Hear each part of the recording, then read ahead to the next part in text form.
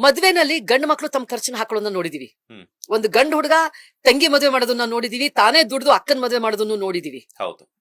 ಹೆಣ್ಣು ಮಕ್ಳು ಯಾಕೆ ಮಾಡ್ಬಾರ್ದು? ಎಲ್ಲಾದ್ರ ಬಗ್ಗೆ ಈಕ್ವಾಲಿಟಿ ಮಾತಾಡೋರು ಹ್ಮ್. ಇದ್ರ ಬಗ್ಗೆನೂ ಈಕ್ವಾಲಿಟಿ ಮಾತಾಡೋಣ ಅಲ್ವಾ? ಹ್ಮ್. ಈಗ ಒಂದು ಗಂಡು ಹೆಣ್ಣು, ಈಗ ನಾವು ಹೋಟೆಲ್ಗೆ ಹೋಗ್ತೀವಿ ಅಂದ್ರೆ ಹುಡುಗ ಪೇ ಮಾಡ್ಬೇಕು. ಹ್ಮ್. ಯಾಕೆ? ಅದ್ರಲ್ಲಿ ಈಕ್ವಾಲಿಟಿ ಇಲ್ವಾ? ಹುಡುಗಿ ಪೇ ಮಾಡ್ಬಾರ್ದಾ? ಹೆಣ್ಮಕ್ಳು ಪರ್ಸೊಳ ಕೈ ಹೋಗೋದೇ ಇಲ್ಲ ಹೌದು. ಹುಡುಗನ ಜೊತೆ ಹೋಟೆಲ್ಗೆ ಹೋದ್ರೆ. ನೋಡ್ತೀವಿ. ತುಂಬಾ ಇದೆ ಅದು ಅಭ್ಯಾಸ. ಹ್ಮ್. ಈಗ ನಾನು ಯಾವ್ದೇ ಜೊತೆ, ಈಗ ಫ್ರೆಂಡ್ಸ್ ಜೊತೆಗೆ ಹೋದ್ರು ಎಲ್ಲೇ ಹೋದ್ರು ಶೇರ್ ಮಾಡೋಣ. ಇಲ್ಲ ನಾನ್ ಪೇ ಮಾಡ್ತೀನಿ, ನೆಕ್ಸ್ಟ್ ಟೈಮ್ ನೀ ಮಾಡಪ್ಪ. ಹ್ಮ್. ಇಲ್ಲ ಇಬ್ರು ಶೇರ್ ಮಾಡೋಣ. ಇಲ್ಲ ಇವತ್ ನನ್ ಟ್ರೀಟು. ಹ್ಮ್.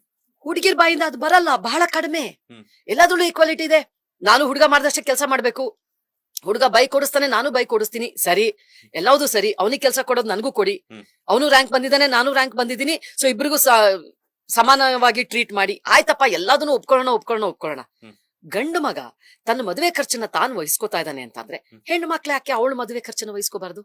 ಇದನ್ನ ನಾನು 20 ವರ್ಷದ ಹಿಂದೆನೆ ಮಾಡಿದೀನಿ ಮಂಜುನಾಥ್ ಅವ್ರೆ.